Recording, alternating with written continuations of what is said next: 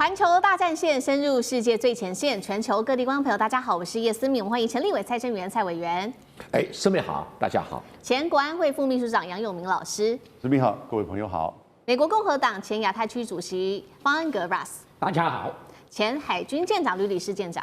主持人好，各位观众大家好。好，观众朋友，今天节目一开始特别带您来关心到的是深夜活捉委内瑞拉总统马杜洛，中俄都在场的情况之下，为什么这一回美军的三角洲5分钟之内？这个特种部队就可以破门，这是什么样等级的一场作战呢？今天就这一些军事上、军情上，我们做一个更深入的一个分析。赶快来看到这个是在美国的总统川普3日亲自宣布的，他说美军已经成功的拿下了马杜洛，深夜这一场行动代号悄悄的展开。当时出动的就是美军最精锐也是最神秘的，他们叫做这个三角洲特种部队。等一下我们会三角洲特种部队会有比较精密的一个解析哦。那么当时呢，他是直接闯入了委内瑞拉总统马杜洛的这个官邸的卧房，并且在这边引爆炸药之后，就强行的闯入了。5分钟之内，只有短短5分钟哦，是立刻攻坚完成，并且这个马杜洛的夫妇哦，他们连衣服都来不及换，就已经被强压上美国的军机离开了当地哦。那么当天晚上，根据美国的人民所看到、所描述的画面，就是当时在卡拉卡斯的上空是有直升机来做穿梭的，并且在当地连响了7座非常大的巨大的爆炸声，火光整个划破了夜空。美军的精锐迅速的控制了目标地区，而这一场行动最重点的就是我们今天要特别来谈的三角洲特种部队，他们到底是谁呢？他们是这一次非常重要的行动核心。那么他们其实是在美军是非常精锐的一个部队。回顾当年2019年的时候，他们曾经猎取伊斯兰国的首脑，也就是巴格达迪哦，是被视为是最危险的部队，也是这个电影《黑鹰计划》当中特别描述过的这一个精锐部队。他们更是有备而来，这个精锐部队早就已经针对这场行动在做准备，也就是在去年12月曾经拍板了一个行动，叫做绝对决心行动。做了什么样的事情呢？其实他们就直接搭建了一个全屋尺寸复制马杜洛他的官邸的一个复制品，就在这个屋子里面进行反复的演练操演，所以呢早就已经准备好了。而在行动当天呢，根据美方的参谋首长的说法，其实除了这个特种部队之外，还出动了超过150架的军机，之外还包括了 F-22、F-35，还有 B-1 轰炸机、E-2 预警机和各种的无人机。他们的做法是先把这个委内瑞拉的防空系统全部给瘫痪掉，最后再派直升机低空的突入。那么三角洲的部队呢，外媒形容主要的任务就是分为4个中队，部队是专精于这些高风险价值的任务，还有反恐行动跟人质救援、歼灭威胁目标的各种侦查等等。而这一次为什么行动可以成功？除了有这种特种部队，还有美军的各种的这种军机还有他们的武器之外，CIA 在美国还安插了线人，并且派出了逆踪无人机，长期持续的监控马杜洛，也有非常大的关系。另外，美军还根据了解，寄出了5000万美元的悬赏金额，提供给这些提供情报给美国的这一些线人所以这些都是非常成功的关键之一。所以节目一开始要特别请教舰长怎么看了。我们今天要来特别关心到这个三角洲部队被比拟做黑鹰计划的特战级的单位，到底是什么样的部队？为什么5分钟之内可以攻坚？是现代版的斩首行动的一个重要的重点吗？事前模拟的官邸的这一些动作是否又非常的缜密呢？吕舰长怎么看？我们讲到三角洲部队以及海豹部队，他们都是同一等级的这一个特战部队那特战部队当然它有肩负一定的使命，但是我们也看到了美国它所宣称的兵力，但是这些都不是最重要的。那我们来看这一张我手上这一张，也就是我们看到委内瑞拉它实际上的部署那在最远这个呢可以达到500公里远的，那也就是中国大陆输出的这一个JY-27的这一种反逆中的一个雷达。那其实呢，它除了我们讲到中国大陆的装备之外，它还有俄罗斯的这个它虽然这边叫做安提2500啊，其实它也等于就是 S300系列的防空飞弹。那我们当初看到了这么多的装备，为什么？就是刚刚如同主持人讲的。5分钟就结案了。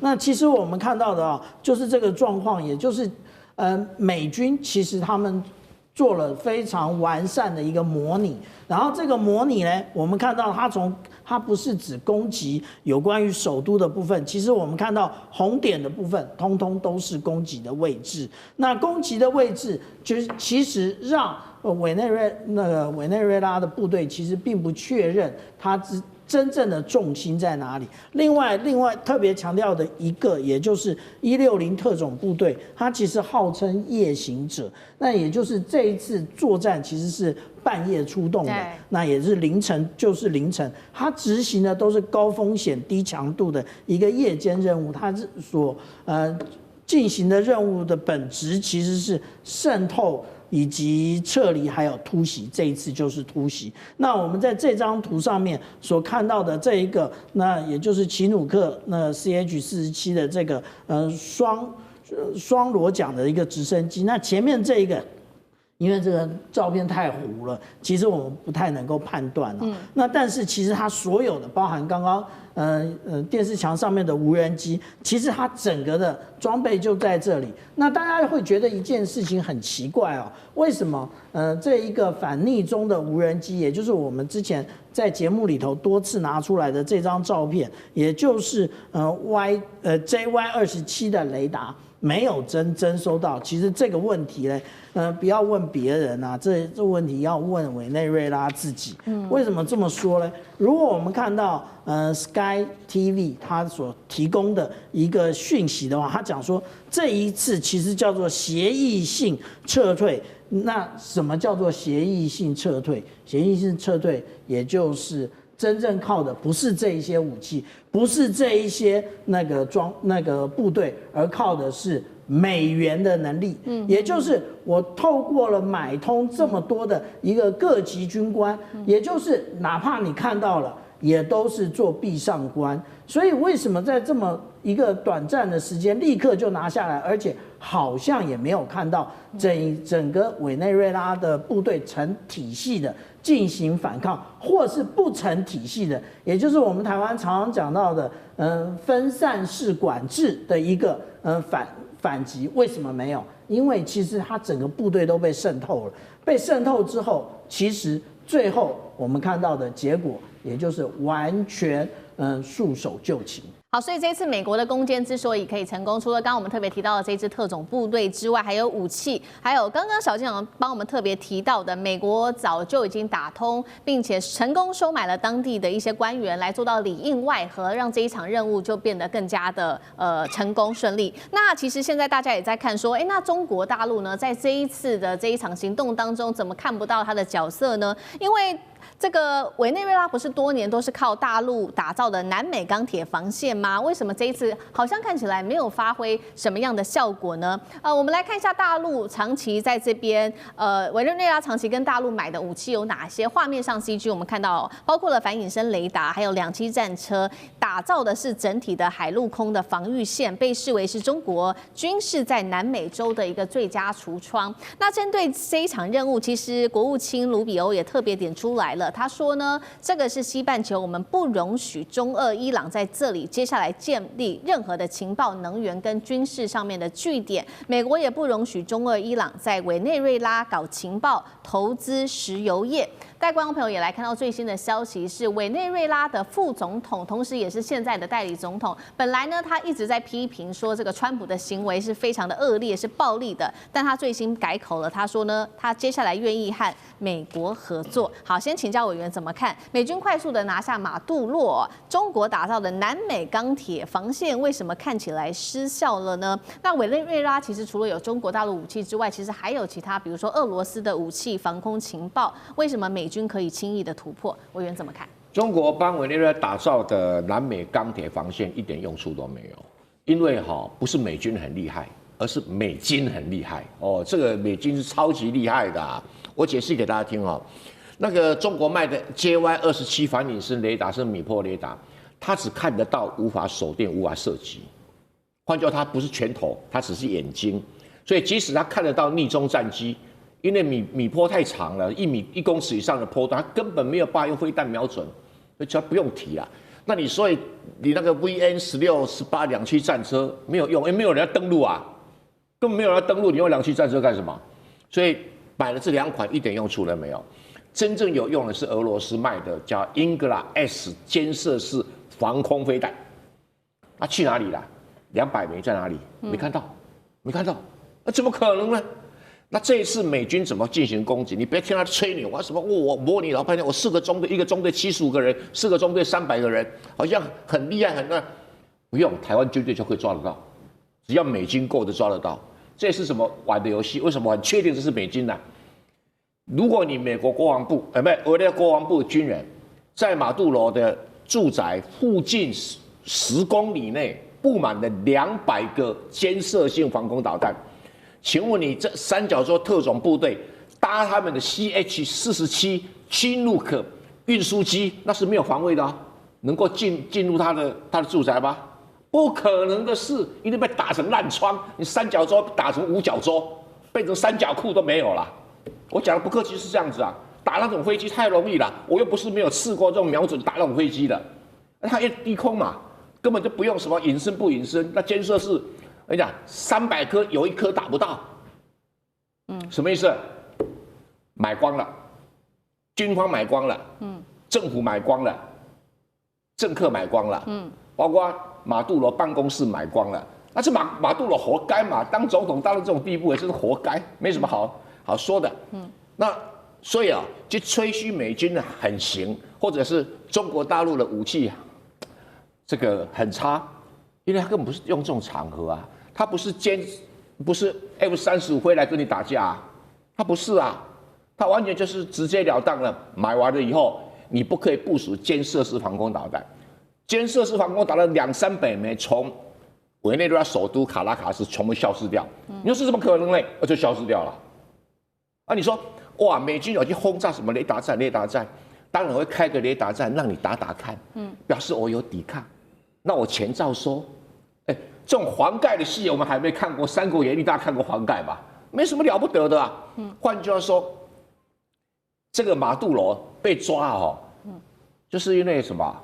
他自己不晓得花钱不晓得去收买这些人我跟你讲，委内瑞拉国防部长公开讲，国防部长、参谋总长所有的首都的防卫司令通通收钱，不然不可能这种结局。你问那个我们真正的军人知道，你只要一声令下，在周遭每个地方监扛着，你美军进得去吗？你说轰炸，你可以轰炸200多个点吗？那是不可能的。在任何个屋顶上民居都可以有你不可能的。那为什么不出动？收了钱嘛。所以美军比美军更厉害。美军厉害还是美军厉害 ？Russ 来。其实我从另外一个角度来看这个问题，因为我从星期六晚上到星期天，在台湾社区媒体看到太多人，包含政治人物、KOL 等等，都一直说你看中国的军火工业那么乱七八糟，设备那么乱，我真的觉得这个思维真的是对台湾国家安全非常非常危险。那如果这一次委内瓦的防空系统失败的话，那或许是因为委员刚说的是他们被收买，或许是因为训练不够，人才培训不够好。没有，那个建设是不用训练，只要监视而已。甚至有一些也有一些评论说，其实他们购买的系统，不管是中国或俄罗斯，其实不合适委内瓦的情况。那不管是什么理由，我觉得这个不等同你可以嘲笑中国的这个军火工业或他们设备的能力。所以我真的呼吁台湾朋友，你不要这样嘲笑中国的军火工业，他们还是很危险，对台湾还是很危险。对台湾该做的国防投资还是要做，不要因为这件事情而嘲笑中国的防空设备或武器等等。真的，我真的觉得这个思维很危险。但是如果真的是叫委员说的是美国用它的美金或情报的能力，这个也还是值得佩服，不是吗？对是，CIA 很厉害，哇，比那个普丁厉害太多，你普丁都买不动基辅，你看。是。那同样一个问题，我也请教杨老师又怎么看？就是刚刚也特别提到说，这一次美国为什么要抓马杜罗，是不是就是主要他就是要阻止中俄伊朗在委内瑞拉这边去发展他的武器跟他的情资？那台海确实刚刚 Ross 也提到嘛，是不是接下来也要紧张？老师怎么看？其实美国从冷战之后啊，针对4个国家的元首曾经进行过斩首任务，都成功。1989年巴拿马诺瑞加，跟这一次的在委内瑞拉的马杜罗很像，我们等一下会来比较一下。第二个是在2003年的时候，就是所谓的就是这个伊拉克的总统海珊，然后呢，2011年利比亚的总统戈达费，那在巴拿马的时候，我们简单的说，那个时候打了快1个多月啊，美军自己死亡25个人，受伤超过300人，所以那是军队真的上去。然后呢，巴拿马的军队，巴拿马跟委内瑞拉不能比啊，那个军队基本上是非常弱、非常少。那委内瑞拉这边死多少人？死了大概200多个人，所以那个是一个真的就是长期大概超过1个月，然后呢，美国也是慢慢的推进，最后把诺瑞加给逮捕，那一直关了大概有将近20年哈，一半在美国，一半在法国。这一次你看，没有1人受伤，没有1人死亡，美国，所以完全验证刚才蔡委员讲的，就是美金的力量。那现在报纸已经出来了，他的办公室主任一个人拿了5000万美金，5000万美金一个人，值得。对，因为你换算那个石油量是多少？是委内瑞拉所拥有的石油储存的量是全世界最多，但是委内瑞拉这个国家成也石油，败也石油。你不要把这个价钱公开，待会凯达格兰大道有个办公室主任啊，我会拿这个价钱。他成也石油，就是说他因为他有石油而且他储存那么多，但是呢，他开采的很不利，因为到目前为止，美国只有就是那个雪佛龙啊，大概是在那边有开采权，开采的很少，其他的开采的不多，所以大家都说啊，因为要阻断中国对这个委内瑞拉的这个力量，其实没有错。到后来，它将近70%到80%哦，都是输往中国大陆，但是占整个中国大陆在去年整个总进口的比例不到2%，所以事实上并不是说真的要斩断中国这个问题，而是为了石油的问题了。好，谢谢杨老师。那我们休息一下，马上回来。地缘政治、美中之争、战略价值、强权崛起、小国生存。现在与未来，洞悉事件走向，掌握世界脉动，全球观点，尽在环球大战线。好，接下来我们要持续来关心，难道是川普要开战吗？他这一次直接就抓了元首啊马杜洛，并且呢霸占这个委内瑞拉的石油。美国现在是不是要正式的回归所谓的门罗主义了？现在拉美国家可以说是全部拉起了一个警报。未来的世界会不会变成大国化地盘、小国被牺牲的时代？难道正式到来了吗？今天我们来一起做解读。这一次我们看到川普啊，他直接呢就是毫不遮掩的派兵，逮捕了一个主权国家的元首马杜洛。重点是呢，他是没有经过这个联合国授权的，没有通知美国国会的，是毫不遮掩的直接派兵去逮捕了马杜洛，甚至公开表示哦，他就直接说了，美国啊，我们接下来会来接管委内瑞拉，让美国的石油企业可以做全面的进驻，掌控这个地方全球最大的石油储量之一。我们来看到前空军的律师他怎么说？他说这不只是在外交上针对委内瑞拉的冲突而已了，这样子的一个做法是会引爆国际武装冲突的，也就是等于呈现了一个开战的状态。现在再看《经济学人》也特别点破了，他认为川普要来做的就是亲手复活的这个老剧本，正式宣告门罗主义正式回来了，西太平洋地区应该要属于美国的。节目一开始特别请教委员怎么看？美国真的可以想抓谁就抓谁，想要站哪里就站哪里吗？委员怎么看？大概只能限制于中南美洲几个国家，不是每一个国家都行得通。那我要特别提的就是说，美国在川普的想要接管委内瑞拉，一点问题都没有。你说啊，不符合国际法，他马上就符合国际法给你看。什么叫马上符合国际法？隔2天，委内瑞拉新总统马上会跟美国签一个新的条约。这个条约就是你是我的宗主国，我是你的这个藩属，就是我就是你的帛琉，帛琉就是美国的藩属国啊。他会签一种在法律上叫自由联系条约之类的东西，就宗主国啦。那国际法就合法了。谁说国际法不能够事后合法？可以啊，可以啊，船过水无垠。然后更讽刺的，我跟各位讲，我的预判。委内瑞拉人民的生活水准会变得更好。麻烦在这里呀、啊，为什么制裁没有啦？啊，那第二个呢，更搞笑的，以前呢，马杜罗贪污腐败的钱都回来了。马杜罗真的很贪污、很腐败，不用怀疑啊。那所以这个川普在讲说他贩毒，你在讲什么？委内瑞拉卖到美国的毒品只占美国进口量的8%，可是从哥伦比亚到中美洲到墨西哥进入美国的毒品占70%，你不打那个70%，打那个8%的，所以毒品不是理由。第二个，我也不同意是因为石油，是因为石油公司不是石油，因为美国自己石油很多嘛，他怎么会在乎自己有没有石油用？他是因为石油公司的利益，在当时被这个委内瑞拉前总统跟现任总统用国有化没收，没有赔偿任何1毛钱。这个庞大的损失现在还挂在这几个石油公司的账上。那川普去打这样战争，美国老百姓当然会支持啊。然后石油公司的老板会抖内，你看开玩笑，这是这么好的生意，所以不是石油，是石油公司。所以他马上讲，你看我们石油公司马上要进驻委内瑞拉，全世界最大的矿产，而且现在的石油价格是60，一桶60块美元，很便宜啦啊。那对于这样子的一个政策，他就告诉中国、俄罗斯，你少给我管啊！你什么“一带一路”撤掉，我不高兴。如果我高兴，你可以“一带一路”；如果我不高兴，你只有插入可以走。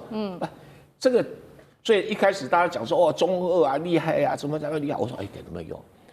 川普只要下令的话，中俄连巴拿马都乖乖取消“一带一路”啦，下一次取消的就是巴西跟那个秘鲁，他要不要而已啊？他跟习近平谈判的筹码要不要而已啊，没有什么问题。因为委内瑞拉对中国、俄罗斯叫鞭长莫及，无可奈何。它不至于像这个台湾在中国大陆旁边的鞭长可及，可是大陆那个鞭软掉了，这差别在这里啊。是。好，同样一个问题 ，Ross 又怎么看？就是等于说，美国现在想要抓谁就可以抓谁，想要站哪里就站哪里嘛？你怎么看他的行为？当然没那么简单。比如说，北韩金正恩也是晕毒了，也是实现很多假期啊，尤其是虚拟货币啊。但是目前川普根本没有计划去抓金正恩，对不对？那因为是北韩有核武，对不对？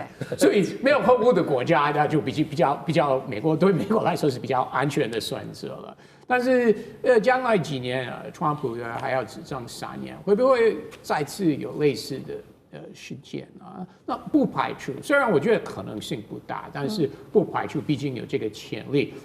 尤其是如果是在中南美洲的话，真的有类似的情况的话，那或许美国会再次出手，真的是不能排除了。毕竟没有什么后果了。那当然有一些国家，比如说中国、俄罗斯，公开会发言。看很多国家，即使是美国的盟友，他们也没有很强烈的批评或抗议。他们说我们是高度关切之类的，但是没有直接说美国你错了，川普你错了，我会制裁你。但怎么可能，对不对？所以其实川普知道，他幕僚团队知道，尤其是在中南美洲这件事情是可以，不管是从政治、贸易、其他的角度来看，连国际法，其实美国这样做其实是没有什么负面的后果。好，在这样的情况之下，我们可以看到，所以川普可以说这个门罗主义复辟，但是后面要承担的结果怎么看？这个是来自于《经济学人》跟《纽时》都提醒到了，因为之后呢，摧毁了这个委内瑞拉之后，就等于美国要摧毁秩序，要承担后面的结果。委内瑞拉要知道，它现在的经济状况是真的非常非常的不好的，比这个伊拉克还要更不好。我们来看一下它现在的经济状况哦，它的这个通膨高达了6%万。贫穷率82%，GDP 统计我查了一下，过去13年暴跌75%，现在人均 GDP 大约是落在3000到4000美元左右，还有800万的人民因为经济实在太差了，逃离当地，国家空洞化，黑市武装再起，美军恐怕陷入在长期的内战当中。到底美国这样做值不值得？杨老师，川普不会去接管委内瑞拉，整个中南美过去数百年来就是在一个循环的宿命，那就是在被美国控制影响之下，它不断的出现政变。如果政变不行的话呢，那就会是 CIA 去煽动，然后呢渗透，那最后呢美军会介入，然后介入之后呢，他也不会去没有任何一个国家被美国接管，因为他知道那根本就是个烂摊子。美国只是要的是这个区域的掌控，门罗主义，但是呢，也要排除就是其他区域中国、俄罗斯的这个介入。同时，因为看到他也知道这个循环就是，但不断的就是在左右之间的摆荡，也有很多人上这个几十万人这2天在街头上是抗议美国，然后支持马杜罗，但是也有很多人是很高兴的，就是说马杜罗被逮捕。对，所以说他们的生活会改善，那我觉得其实可能是短期的现象。因为关键是这个现在这个副总统他之所以在过去这段时间这么快就转变了态度，一定是跟美国达成了协议，可能接下来透过一个暂时的过渡，甚至举行选举。因为那个去年12月得到诺贝尔和平奖的反对党的领袖川普，昨天自己都发文说，看起来他好像不太受委内瑞拉人的支持。所以他也没有想要去支持他，对，所以他没有要去接管任何的这个情况，因为他知道那是一个无底洞。他要的就是刚才蔡委员所讲的，让美国的石油公司回去赚钱，然后能够再提供政治现金或者其他的利益给川普家族。我觉得都很清楚，过去一直都是这个如此的情况。那所以他不会去重蹈在利比亚或者是伊拉克的这种情况，那因为毕竟这是他自己家里的后院，而他长久以来让这个后院一直不断的烂，但是呢，他确定他的后院。好，所以美国基本上还是不会去介入在委内瑞拉它这个经济上面的烂摊子。但是呢，现在川普已经直接恐吓了，你现在是这个委内瑞拉，接下来几个国家你要特别注意的，他恐吓的包括了哥伦比亚、古巴跟墨西哥以及其他他说不配合的国家，你都要小心了。那么智利的总统也很紧张，他说今天是委内瑞拉，明天可能就是任何的另外一个国家。现在是不是说大国就可以自己划地盘，小国只能跟着被牺牲的时代正式来临？舰长怎么看？我们看到其实这一次的这个绝对决心的这一个行动是教科书等级的，那只是他把原来 under table 下面的东西掀出来了，也就是美元才是最重要的。那这是我们讲的第一个，第二个其实我们也就看到之前我们看那个所谓的美国的国家安全战略，它是特别提出了美国未来重点在于西半球。那我们讲到说这一个战略出台之后，当然要有3把火，第1把火委内瑞拉就中奖了。那其实我们讲到说，刚刚Ross 有讲到说，各国没有谴责，其实不是没有谴责啊，是还来不及谴责，马杜罗就已经到纽约了。对，那谴责有什么用？那这是第一个。那第二个呢？其实我们讲到说，今天也就是1月5号的时候，安理会实际上是要开一个临时会议来针对这一个委内瑞拉的问题。不过开了会，最后也是白开。为什么？因为我们这样讲其实，在帝国崛起的时候，它就建立非常多的制度或规则，那让大家所有的国家都来 follow 这一个制度，然后符合帝国的它的一个价值。那可是呢，现在帝国正在的倾颓之中其实是最可怕的，因为原来的规则已经完全不适用了。所以这也就是我刚刚讲到的，即使安理会有任何的决议，不要忘了美国有一票反对，最后也这个会也等于白开。所以他有警告有关于这哥伦比亚、古巴、墨西哥也就是当初被指的这个门罗主义的这个拉丁美洲国家，现在每个都绷紧神经，因为我们来看去，委内瑞拉其实算是一个有心要整顿它的军事装备的这一个国家，都已经如此了。那我们刚刚讲那些国家，它里面没有更腐败吗？没有，或者是它有更多的武器可以反制吗？其实都没有。所以这个就是对于拉丁美洲国家的一记警钟。好，谢谢舰长。那我们休息一下，马上回来。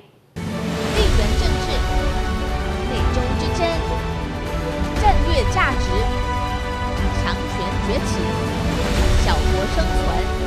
现在与未来洞悉事件走向，掌握世界脉动，全球观点尽在环球大战线。接下来，我们从国际关系来特别解读川普这一次活捉马杜洛是剑指大陆吗？我们来看到他掠夺的是委内瑞拉，他要来做的事情就是重建石油美元，斩首人民币国际化。从财经面，我们也做一次比较清晰的解读。好，来看到的是这一次针对川普针对美国的这一场大行动，有一个说法，他说是为了美元而打的这一场战争。来看到新华社怎么报道，他说第一时间定调这就是赤裸裸的霸权行为，他认为美国再次的上演这个叫现代海盗的逻辑，也就是用政治呢来指控，并且正当化所有的军事行动，完成政权的更替之后，一切都由美国的资本做进驻，来瓜分一个国家的资源跟这个国家的命脉，并且回顾了川普才上任短短的时间，第二任期已经对7个国家发动了军事上面的行动，除了我们刚刚提到的委内瑞拉之外，还包括了伊朗、叙利亚、伊拉克、也门、索马利亚、奈及利亚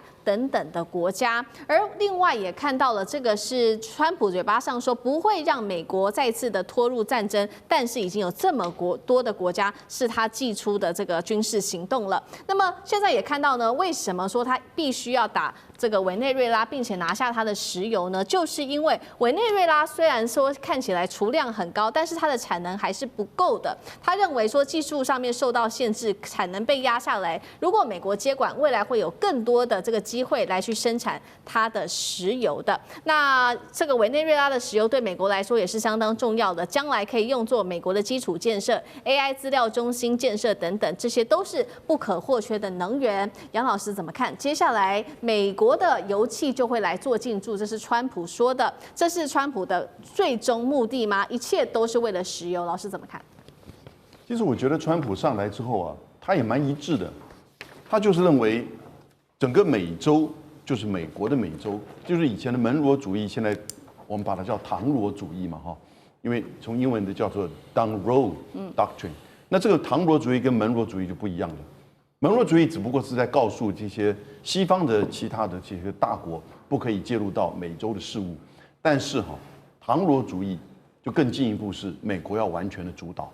那我们看到就昨天1月4号的时候，在美国白宫的新闻副发言人的负责人叫做 Stephen Miller， 他的太太叫做 Katie Miller， 在 X 上面 po 就是把格陵兰岛整个变成美国的国旗，已经现在是2-3千万人在上去点赞但是呢，白宫这边完全没有任何的不同意见，所以他怎么评论？他就一个字 soon， 就很快就换格陵兰岛了。所以这个就表示说，就像他觉得这是他的身体的一部分，整个美洲，那这边上面长了一个瘤，因为他反美，但是他又控制了这么大的一个资源，然后呢，让俄罗斯或者中国大陆的这些建设或者是经济，也许有军事进来。那我觉得美国这个如果从战略层面最担心的，不只是石油，石油当然是一个关键，石油公司的利益更是关键，但是呢，他真的怕中国的经济跟基础建设整个进来到中南美洲，现在已经不得了。整个就是“一带一路”港口，然后呢，基础建设进入到中南美洲，再加上贸易，这些数据我都不需要再多举例。事实上，在过去这3到5年之内，那是加倍，每年都是成倍数的这个成长。美国人担心的是，过去他们不太治理，放到后院，让他们自己在那边烂的，作为美国的这种核心利益的附属的这些中南美洲国家，现在可能会强起来、壮起来，在中国的基建、跟经济、跟贸易的支持之下，甚至未来的科技，因此呢，在这样的情况之下，那就不是美国所掌控的门罗主义，更不是唐罗主义了。所以我觉得对中南美洲这是一个宿命，悲哀的这个宿命，他没有办法跟着中国跟其他全球南方国家一起在基础建设跟贸易上在跟中国进行正常的关系。因为我觉得接下来大概开始排除的就是这些层面了。好，所以美国除了这次针对委内瑞拉它的攻击，除了要石油之外，也是要让这个中国大陆的一带一路不要真的完全的进入在中南美洲国家，也要打击大陆的经济。一样的问题 ，Russ 有怎么看？这个需要时间，是一个过程。如果我们回头看刚刚杨老师有提到，最近几年中国跟中南美洲国家贸易是越来越贸易的这个量越来越大。对。而且中国企业愿意投资各式各样的基础建设，不管是机场、高速公路、铁轨等等啊。那问题是美国企业已经是一阵子不太想去那边投资，那怎么说服美国企业重新去那边投资？以前冷战的时候，美国企业是愿意在那边投资，然后后来是比较没有兴趣，那不管是因为贪污或利润不够等等问题啊。那中国企业因为很多是国营企业，那国家说，你要去中东投资，你要去中南美洲投资，他们就去，员工也跟着去。那美国企业是不是国营企业？所以说服美国企业去那边投资，这个目前是一个问号，真的是一个问号。那另外刚刚有提到一些，不管是电讯设备，那怎么说服这些中南美洲国家说，你已经装了什么中国来的设备，不管是在港口或电讯等等，你要通通你出了，那当然他们会想美国说，那钱哪里来的？这里目前也是一个问号。所以美国将来的确说会向这些国家继续施压，你不要跟中国合作，你跟中国合作的话，一定会有后果了。但是美国会弥补这个缺口，不管是贸易或投资方面，真的是一个问号。是好，所以美国持续的也是施压这些中南美洲国家，也是不要让大陆在这边持续的抢下在这边的经济上面的话语权之外，包括了夺得政治上面的话语权。那么现在有一个说法就是，美国也要重新夺回在中南美洲国家这边的美元跟它的能源的定价权，因为呢，现在看起来委内瑞拉85%的原油都是流向中国的，并且都不是用美元做交易了这边都是用它的本币做交易，直接推动人民币的国际化。这一点反而是川普现在非常忧心的，所以呢，一旦他完成接管委内瑞拉的石油的话，他希望未来西半球的石油都是用美元来做计价，把这个人民币计价给赶出去，有可能吗？委员怎么看？没有，是现在中国大陆跟委内瑞拉买石油都是用美元啊，并不是用人民币啊。所以大家在谈石油、美元啊、人民币、能源结算啊，这个都杞人忧天。因为石油美元是什么意思？就是出口石油到美国的国家赚了美元以后，如何回流至美国？那个回流美国的钱叫石油美元。美国自己已经是全世界最大的生产石油的国家，它的进口啊，一天大概700万桶，非常少。它一天生产1300万桶，然后这个进口这个出口700万桶，数量不大啊。然后进口多少？500万桶。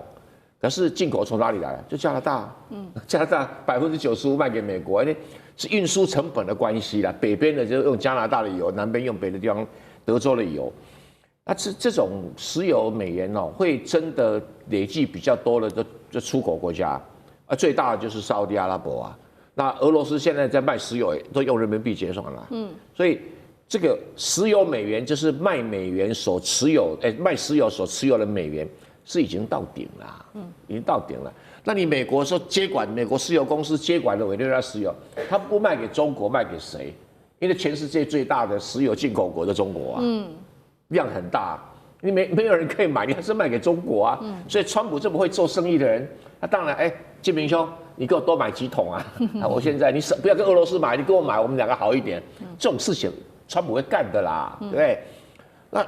竟然中国少给俄罗斯买石油，还多给委内瑞拉买石油，其实也没有什么差多少啊。那这个生意一定会达成。所以，那人民币结算有它的上限。你别看那个世界贸易量很大，因为毕竟人民币的国际银行系统还不成熟，这第一个问题。第二个问题是，人民币在中国央行所能够影响的其他的央行数得出来，没几家，而美国联准会所能够影响的央行，欧洲一大堆啊，日本啊、韩国啦、澳洲啦、加拿大这几个央行加起来的 GDP 超过全世界60%，这是央行厉害的地方啊。那你说北京人民银行能够打一通电话号令几家央行，数得出来啊？这个才是人民币结算的精华。你不要看它什么每天交易到没有，是央行谁厉害？这个才是重点。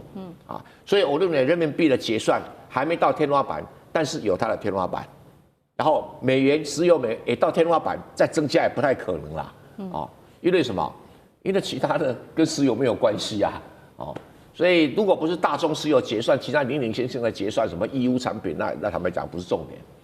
好，以后应该会用川普家族发行的虚拟货币来结算才对。你没有企图，你没有企图。来，小舰长。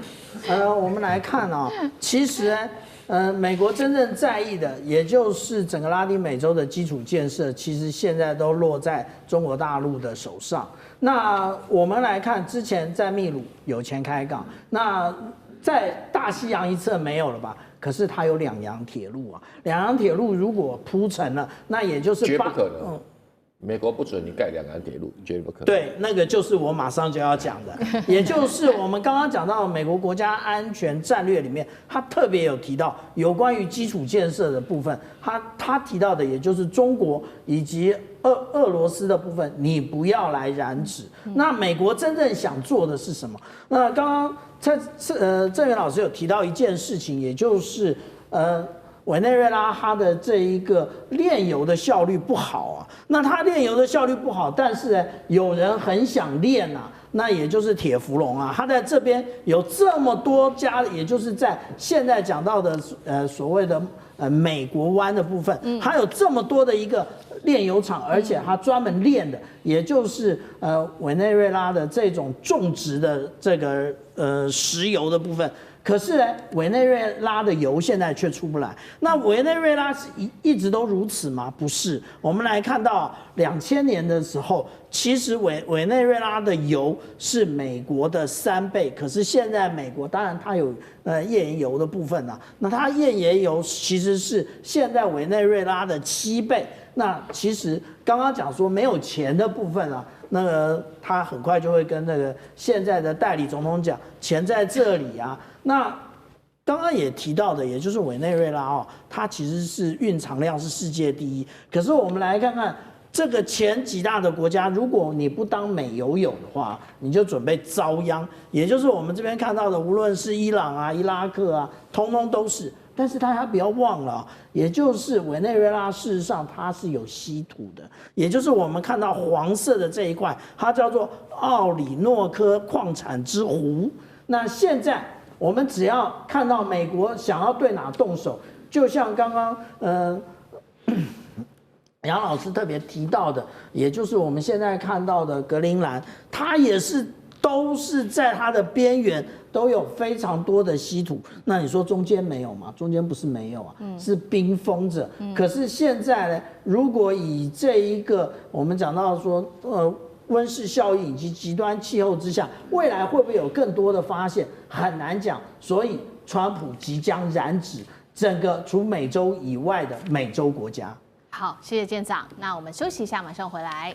地缘政治、美中之争、战略价值、强权崛起、小国生存，现在与未来洞悉事件走向，掌握世界脉动，全球观点尽在环球大战线。好，接下来我们要特别来关心，在中东国家，现在伊朗的暴动越演越烈，正式进入到第2周了。有一个说法，背后有没有可能有美国的 CIA 在后面推波助澜呢？等一下会来一起关心。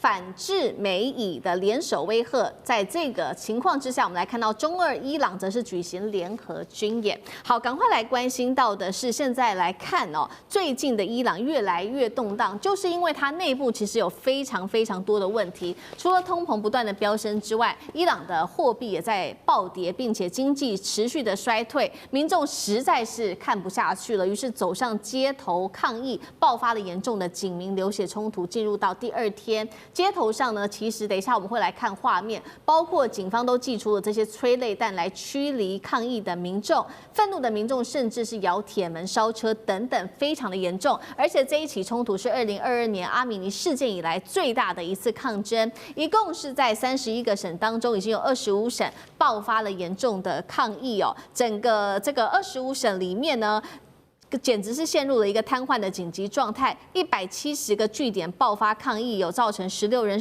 死亡，并且逮捕人数现在有超过580人了。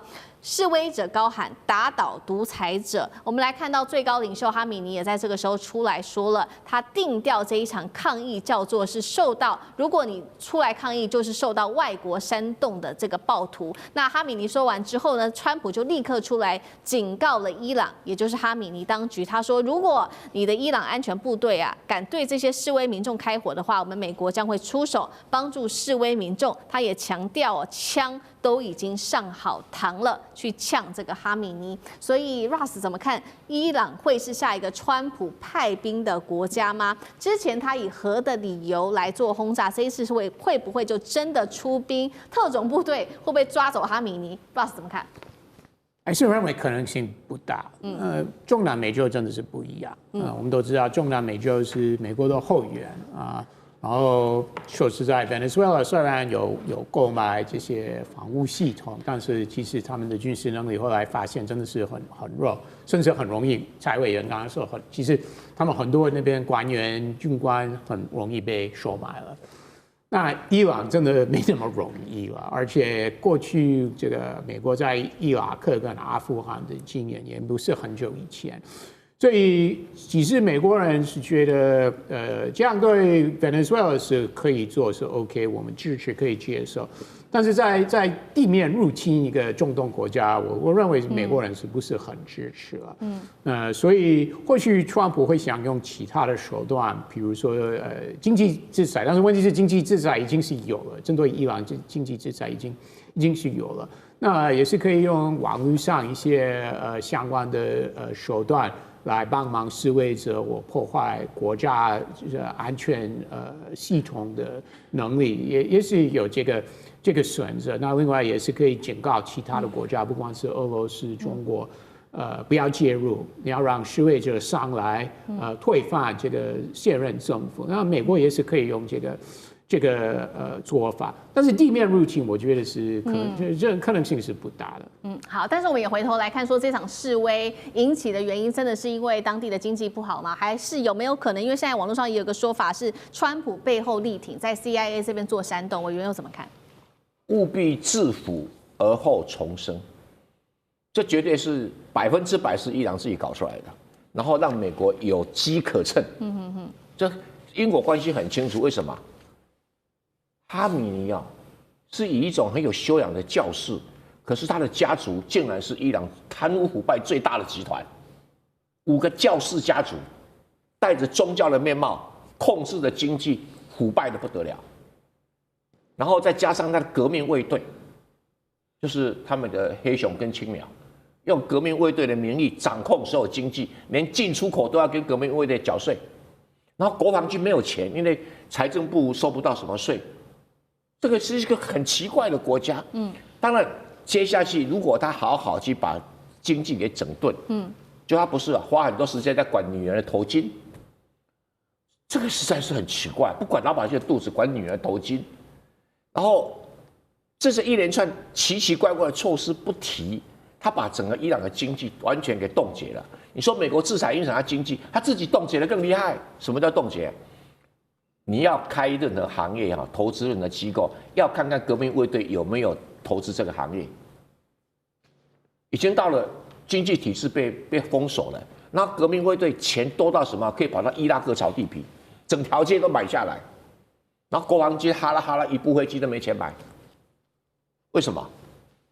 因为国防军他认为太中立，不可靠，革命卫队靠自己，那革命卫队每一个人捞钱都捞得肥肥的，然后搞导弹捞钱，搞无人机捞钱，它就是一个很奇怪的一个集团啊。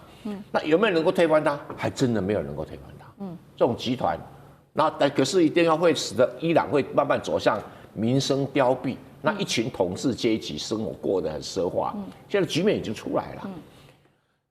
那如果这些街头抗议的人啊，他一定会被不满，会被美国 CIA 给煽动啊，而且煽动成本又很低，不需要像委内瑞拉付5000万美金，不用啊，煽动成本又很低。那未来会怎么情形呢？我认为最可能是美国跟以色列会联合做斩首行动，最便宜的。为什么？你如果今天革命卫队或者是什么保安部队出来对这个示威者开枪，美国最简单的做法就派飞机把那个安全部队总部给炸了，很便宜啊，不需要花什么成本啊。所以啊，如果是哈米尼最好躲好一点，对不对？哈米尼旁边如果没有被收买，比较难收买，因为他捞了很多钱，会给底下的很多钱。这个跟那个马杜罗不太一样，捞了钱哦，他老婆拿走不给旁边人分，就是差别在这里啊。他很会，就是家族控制的啊。那人多势众，所以推翻不容易。可是如果一直在抗议，美国就借这个理由，你谁开枪我炸谁，你谁开枪我炸谁，对美国不稀奇啊。他们以前的革命卫队的司令官不是被炸了吗？苏梅哈尼不是，苏梅莱尼嘛，被炸了吗？还有以色列不是把那个哈马斯的头子给炸了吗？所以，我只是说哈马尼最好躲好一点，你要跟黄金一起埋葬是有可能的。好，所以我们看到伊朗民众对于当地的经济还有政府的不满情绪哦，让美国有机会在此介入。那其实伊朗对川普美国对伊朗虎视眈眈，也有一些重点的原因啊。我们节目整理出了4个，带观众朋友来看。第一个就是因为石油，因为伊朗有很多的石油嘛。那第二个就是伊朗可以控制的荷姆斯海峡。第三个就是有关于以色列的安全。最后是他希望可以趁机打击中国在这边的影响力。我们先来看到石油，伊朗现在拥有全球10%的石油储量，90%卖给大陆。第二个，荷姆兹海峡，它每一年控制了7.5亿石油的经过的地方哦，它有这个重要的战略的要冲，占全球海运原油1/3，全球产量的1/5。以色列的安全是因为呢，当时不是有这个以伊战争吗？互相打哦，那伊朗打破了以色列的铁穹神话，美国和以色列只是重创了伊朗的防空，但是现在美国更担心的是，在大陆的帮忙之下，伊朗根据了解有能力年产3000颗的这个飞弹，所以对以色列的安全形成了威胁。最后，他希望可以打击中国大陆在这边的影响力，尤其是针对中东国家的影响力。所以我们看到了大陆，他也找来俄罗斯，找来了伊朗一起军演，是要对美国叫板吗？舰长怎么看？我们刚刚从手板上已经看到了，全世界有那个石油储量第一委内瑞拉。第二个也就沙烏地阿拉伯，第3就是伊朗。那匹夫无罪，怀璧其罪，但是匹夫不是完全无罪啊。那刚刚那个郑源老师已经讲了，你的这个政府高层的这个教派领袖，你其实你本人很清高，可是你的家是就是演出一副很清高的样子，但是你的家族贪赌的非常厉害，我们不要忘了。无论是我们讲到的1989年巴拿马诺瑞加的这个正义之师行动，诺瑞加也是贪得一塌糊涂。那还有现在我们讲的委内瑞拉，那现在我们看到的伊朗也都是如此。也就是你越是贪腐的环境，越容易让美国的 CIA 可以更容易渗入。那也就是说呢，其实我们刚刚讲到说，这个金砖国家呢，是不是在跟美国叫板？其实不是，而是呢，这个也就是团结一切可以团结的力量啊。那也就是我们现在刚刚有讲到联合国的角色，可是联合国的角色非常的没用，因为它有这个常任理事国的干扰，所以现在我们看到金砖，它虽然称不上说是可以取代联合国，但是是可以跟代表的与美国完全不不同的另外一个国际集团。那也就是透过这个方式，然后现在他们讲说，要进行军演啊，叫做和平意志2026，也就是说。这一个演习，他把一大堆国家叫来，那大家会怀疑啊，说这个有关于俄罗斯也在里面啊，那这里面到底代表什么样的意涵？其实跟大家报告，中国大陆早就在做如何的让俄罗斯的装备可以成为中国大陆体系化的一部分。好，所以一边我们看到其实有另外一个集团，中俄、伊朗等等，大家联合起来。但另外一边，我们也看说，川普这一次对伊朗动手，会不会也是想要打击大陆？杨老师怎么看？其实委内瑞拉这个事情啊，到现在为止，我觉得有2点啊，大家可能会被西方媒体误导，好像腐败的国家、经济落后的国家、人民受苦的国家，美国的正义之师就可以这个不顾一切的进入到这个国家进行斩首的行动，换一个政权。我觉得那全世界腐败的国家太多了，哦，这不是理由。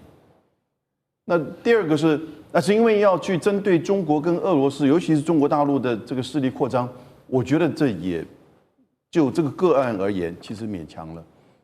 那当然都有关系啊，因为中国的这20年的发展，它的经济以及外交、地缘政治的层面，当然影响是全球性的。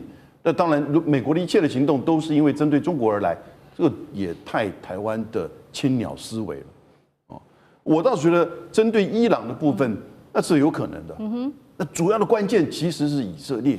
当伊朗乱的时候，他就会去针对以色列，啊，那针对以色列的时候，以色列会反击，然后呢就可以作为自己内部控制掌控的一个这种对外团结的理由。然后呢，美国就可能会担心，那这个时候，当他已经到这种比较是没有办法再维持他政权延续的时候呢，他对以色列的报复可能就很强烈。所以从这个角度而言，以色列自己也许会先出手。